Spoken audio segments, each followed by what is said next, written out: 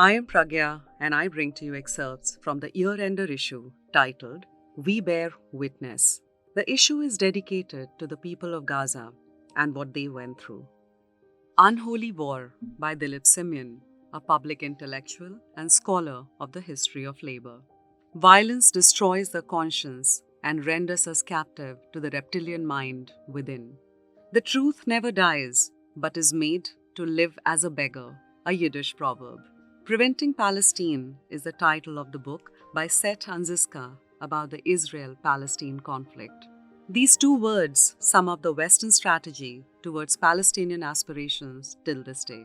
56 years after the occupation of Gaza and the West Bank, 45 years after the Camp David Accords, the Palestinians of the West Bank, Gaza Strip, and East Jerusalem remain stateless, non-citizens, suspended between limited autonomy and encroachment of Israeli settlements.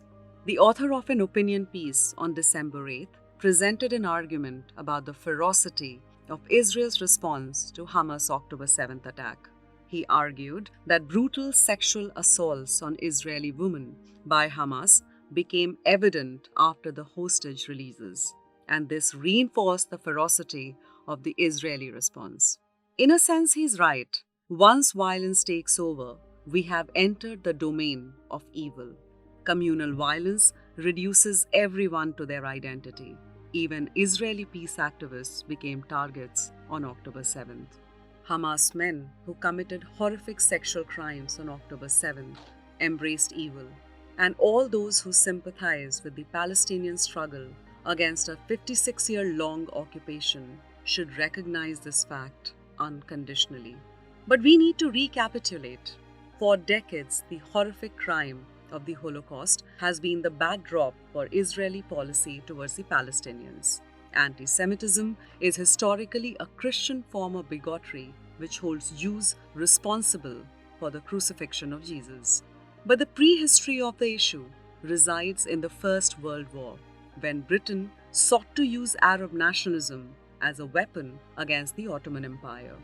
The Arab Revolt played a role in the war and was based on assurances given to the Sharif of Mecca, wherein Turkish subjects would gain national governments. But Britain and France had secretly agreed to divide Asiatic Turkey between themselves. In November 1917, Britain's Foreign Secretary, Arthur Balfour, announced Britain's support for the establishment of a national home for the Jewish people in Palestine. This was the first use of the concept of national home. The UN documentation on Palestine disputes the status of the declaration. After the war, the victorious powers set up the League of Nations, and colonial territories of the defeated states were placed under a mandate system. Balfour's letter was included in the mandate for Palestine. The declaration was legally impotent. Britain had no sovereign rights over Palestine, no authority to dispose of the land.